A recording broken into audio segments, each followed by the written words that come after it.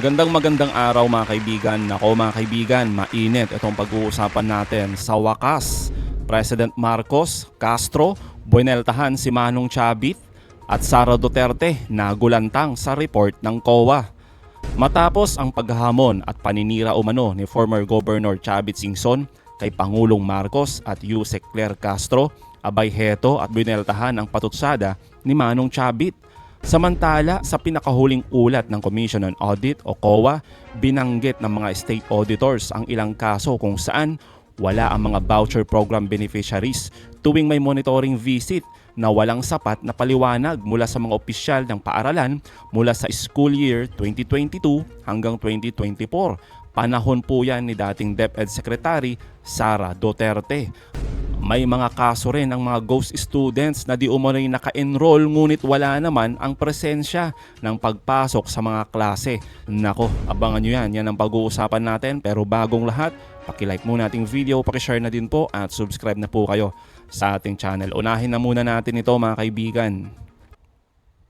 Gusto ang hamon ni former Ilocos Sur Governor Chavit Singson si Pangulong Bongbong Marcos sa isang debate. Mastermind daw kasi ang Pangulo pagdating sa korupsyon ayon kay Singson. At anytime soon, posible raw ang pagpapatalsik sa kanya. Ang advice ko sa my former friend, dapat sumuko na siya. Inilatag niya ang mga akusasyong orchestrated ang mga ginawa ni PBBM nitong nakaraang taon para manatiling malinis ang kanyang pangalan.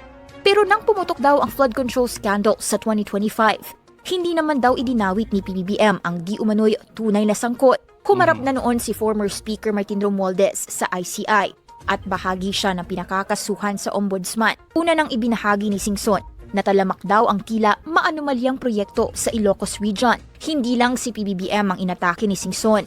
Si Palace Press Officer at Undersecretary Claire Castro, dati na raw attack dog ng Pangulo, pero kalaunay inappoint naman bilang Yusek. Agarang sagot na Malacanang, tila pinipilit na lang daw dumihan ng mga nagawa at plano ng Pangulo. Alam na raw ng taong bayan ang pagkakaiba ng isang totoong makabayan sa isang gusto lang iangat ang bansariling kapakanan. Hindi raw nagpapakabayani si PBBM ayon kay Castro at obligasyon nitong linisin ng gobyerno. Pero dahil marami na raw naaapektuhan sa aksyon ng Pangulo, tila may mga gumagawa na lang daw ng mga kwento para ibagsak siya. Yan ay matapos hindi makinabang at hindi mapagbigyan ng iilan sa kanila. Kaya raw pinipili ng mga ito manira. Una nang isiniwalat ni Singson ang pag-atras sa suporta sa Marcos administration. Tila kinalimutan na raw kasi siya ng Pangulo at hindi nabigyan ng director-level position ayon sa kanyang mga pahayag noong 2025. Tiniming ng dating gobernador ang kanyang mga paratang sa 2026 sa pagpatak ng 40 years matapos ang ouster ng ama ni PBBM na si Marcos Sr. noong 1986. Yung mga pahayag ni Apo Chavit dito mga kaibigan, parang yung ginawa niya lang sa kanyang former friend na si Erap Estrada. Ngayon naman, dahil nga sa patuloy na patutsada ni Manong Chavit, abay heto mga kaibigan, ang buwelta ng palasyo dito kay Apo Chavit. Okay? Unang-una po napaka-busy po ng Pangulo. Sabi nga po natin, itong pag-aaral pa lang ng budget, wala po talaga naging bakasyon ng Pangulo. So, iisipan po niya pang makipagdebate. When in fact, ang pagdedebate po ay hindi po sagot para maibsan ang korupsyon. Ang issue tungkol sa mga anomalyang flood control projects. Ang sagot po dito ay action. Action, hindi bakasyon. So, yun po ang ginagawa ng Pangulo. Uma-action po siya. Sinimulan niya po, nung after the SONA, sinabi niya mahiya naman kayo. So, from that time, nagsimula na po siya magpa-imbestiga. Hindi po nakukuha ang pagsawata sa korupsyon ng pagdebate. Ang sabi nga po natin, kung tungkol lang sa korupsyon ang pinag-uusapan at gustong idebate, sana noon pa po nakipagdebate nung panahon ni dating Pangulong Duterte na umaming siya ay korap. At umaming din na talamak ang ghost projects nung panahon niya. Sana noon mas naging maingay sila. Tama naman, di ba mga kaibigan? Tsaka anong mapapala nating lahat dyan kung magdebate silang dalawa, di ba? Ni Singson, ni Apo Chavit at ni President Marcos, di ba? Hindi naman solusyon yan para matigil itong malawakang korupsyon. Kaya tama naman din itong si Attorney Claire Castro. Tsaka halata tuloy na parang selective kasi mga kaibigan yung pag-iingay nila. Samantalang madaming issue ngayon tulad ni Sara Duterte. Pero tahimik sila. Dahil ba yung tanong na tuta sila ng mga Duterte. Kaya piling-pili kung kanino lang sila mag-iingay at kung kailan din sila tatahimik. Tuloy natin to mga kaibigan. Yung sa Claire, meron pang isa. Dahil si Chavit Singson ay nag-imbita rin. Naging ganyo sa mga mamamayan Yun na lang. pumunta doon sa isang malakihang rally daw niya. At dahil doon ay ipapanawagan na sigurado na raw. Oo, sabi na niya. bababa na Sigurado, oo. na bababa na si Pangulong Marcos at dapat nang bumaba. Yan po ba ay bordering to inciting to sedition? Nako. Yes po. For me, my take, yes. Po? Sa akin palagay as a lawyer, yes po. Dahil ang pag-iinggan niya sa tao para pabaksakin ang Pangulo, patalsikin ang Pangulo, inciting to sedition po yan. Ano pong gagawin ng gobyerno tungkol dyan? Kasi nag-press con po siya eh. Sa press con po niya yan sinabi. Okay, may iniinggan niya siya. Ang tanong lang natin, may nainggan niya ba siya? Okay. Pero Okay. ipapatanong ko po ito, hindi po ako magdi-decision dito. Maaaring mag-decision po dito ang DOJ dahil meron naman po silang authority to investigate motu proprio. At tignan po natin, hindi po ako makakapagsalita in behalf of the DOJ. Yan ang tanong natin mga kaibigan sa DOJ, di ba? Kung ano yung aksyon nila sa mga patutsada ni Manong Chavit. Katulad sa kasong inciting to sedition ni former General Romeo Pukis, di ba? Na ngayon ay pansamantalang nakalaya dahil sa nakapiyensa. Oo, sa halagang 48,000 pesos. Grabe mga kaibigan, no? Kaya nga ang gusto ng taong bayan kulong. Ikulong itong mga kurap tulad ng mga sinasabing big fish. Kaya nga ngayon mga kaibigan, itong mga big fish na to, itong mga senador, mga congressman, abay isang astrologer mga kaibigan. Sinasabi niya na ito daw si Jinggoy, si Chis, tsaka si Joel, haharap sa mga matitinding legal issues ngayong 2026. Yan, nako, maganda to, no? Kaya ang sagot ng Malacanang mga kaibigan sa mga nagdududa, kung saan, nasaan na nga ba ang pangako ni Pangulong Marcos na may makukulong na big fish? Abay, heto mga kaibigan, pakinggan nyo to. You said during the holidays hindi po tayo nakapag-briefing. So I think this is a good time to raise this question dahil nasa isip pa po siguro ng mga kababayan natin. Early December, nagbitaw po ang Pangulo ng statement very confidently na Yes. may mga mananagot at mga walang Merry Christmas sa mga kurakot.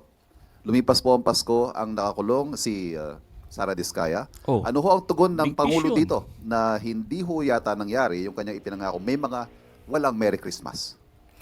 Ang binanggit po ng Pangulo doon sa kanyang report ay sa mga taong nabanggit niya, marami ang hindi Totoo magiging naman. merry ang Christmas.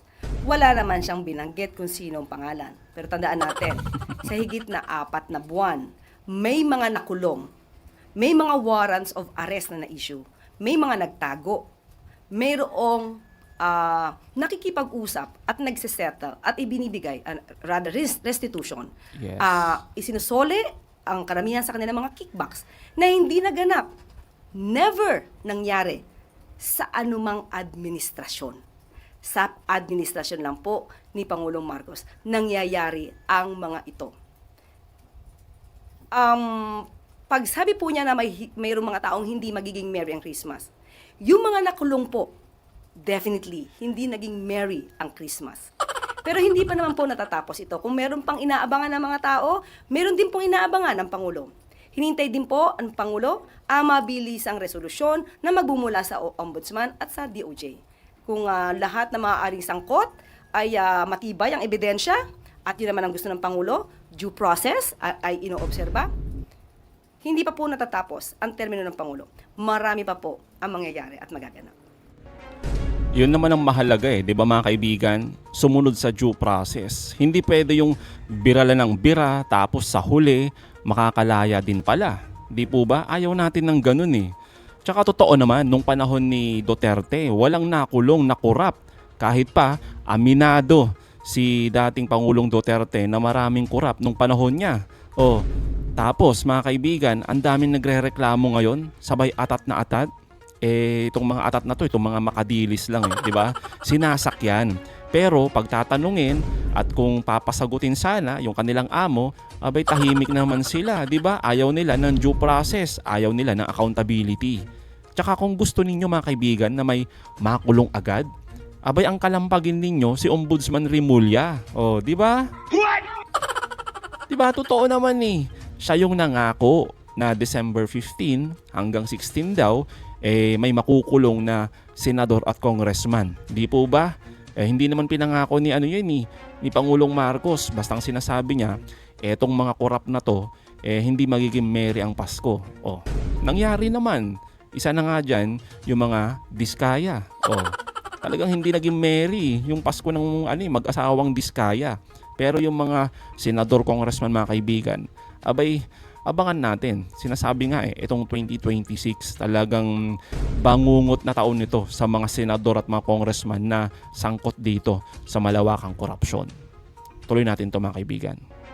Yusek, good afternoon po. May impeachment complaint po na i-refile ng mga complainant at willing po yung Makabayan Black sa Kamara na i-endorse ito. Ano po ang reaksyon dito ng Pangulo since bago matapos ng taon ay nananawagan siya ng muli ng pagkakaisa para sa pag-unlad ng ating bansa. Ito po ba ay sa tingin ninyo makakatulong para dun sa hangarin ng administrasyon na unity at prosperity? Ibang klase to. Ang pagsasampa po ng impeachment complaint ng anumang grupo ay hindi po ito sakop ng Pangulo. Sa kasalukuyan ay wala po na pag-uusapan sa anumang meeting ang patungkol sa impeachment laban kay Vice Presidente. Pero ang tugon ng Pangulo sa lahat, ito po'y para sa lahat. Ang dapat managot ay dapat managot. Hindi po magkakaroon ng pagkakaisa kung may naiiwang issue na dapat na sagutin. So sa ngayon, muli, hindi po sakop ng Pangulo kung sino man po ang magsasampa ng impeachment complaint laban sa Vice Presidente. Tsaka ibang klase ka, Eden, yung mga tanungan na ganyan. Siyempre, iba yung nananawagan ng pagkakaisa kaysa sa nananawagan ng accountability. Magkaiba yun. Di ba? Gusto nating panagutin itong mga korap. Oh, hindi porket nananawagan ng Pangulo natin ng kapayapaan, babaliwalain natin yung mga kurakot na opisyal. Aba, matindi, no? O, para lang magkaroon ng payapang bansa, kalimutan na natin yung accountability. Ganun ba yun? Aba, matindi talaga, oo. Pero wala po ba siyang power na kausapin yung sa Kamara para naman maiwasan na ulit yung kagaya ng nangyari since parang yung impeachment against VP Sara last year, 2025, parang it's a failure impeachment. Failure impeachment. Failure? On our part, we cannot say that it's a failure impeachment. Ayos, There's still an ongoing Correct. pending case before the Supreme Court. Well, anyway, muli sasabihin natin, ano man ang mangyari po tungkol sa impeachment, yan naman po ay nasa jurisdiction po ng Kongreso at ang kung sino man po ang magsasampa ng kaso na yan ay hindi po makikialam ang Pangulo. But muli, ulit-ulitin natin, ang Pangulo po, ang nais po niya, managot. Ang dapat na managot. Tama, di ba mga kaibigan? Managot ang dapat managot. Oo. Tsaka ibang klase talaga, no? Sabihin na baseless, useless na impeachment, di ba? Samantalang, heto nga mga kaibigan. Eto. Yan. Ghost students. Talamak nung panahon ni Sara Duterte bilang DepEd Secretary. Report po yan ng COA. Oo. Talamak daw nung panahon na 2022 hanggang 2024. Di ba? Tapos sasabihin mo, useless yung impeachment. Mantakin nyo mga kaibigan, mga kaso rin ng mga ghost student ito na di umano'y naka-enroll, ngunit wala namang presensya pagpasok sa mga klase simula nung magsimula ang mga semester noong 2022 hanggang 2024. Magkano na naman ang pondo na nakalaan dyan? Di ba?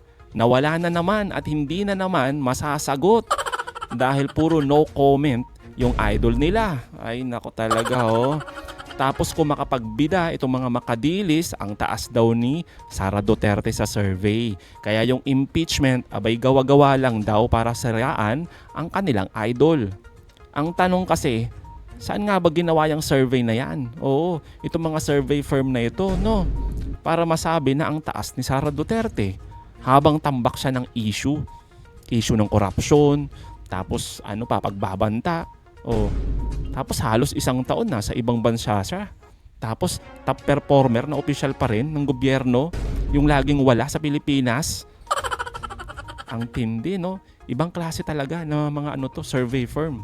Kaya sinasabihan na bayaran ang mga survey firm na ito. So yun mga kaibigan, sa tingin ninyo, kailangan ba matuloy itong impeachment at kailangan bang ituloy din na kasuhan ng inciting to sedition itong si Apo Chavit dahil nga sa mga patutsada nila dito sa gobyerno ni Marcos? Well mga kaibigan, comment down below. Again mga kaibigan, huwag niyong kalimutan i-like at i-share itong mga videos. Hanggang sa muli mga kaibigan, kita-kita ulit tayo. At syempre mga kaibigan, sa mga nagtatanong bakit ang tagal ko daw mag-upload, well mga kaibigan, pareho lang po ninyo, nagbakasyon din po ako mga kaibigan. Pero ngayon mga kaibigan, nagbabalik na po ulit tayo, tuloy-tuloy na po ulit tayo at maraming salamat po sa suporta ninyo. Again mga kaibigan maraming salamat at syempre Happy New Year po sa inyong lahat. Hanggang sa muli, kita-kita ulit tayo mga kaibigan.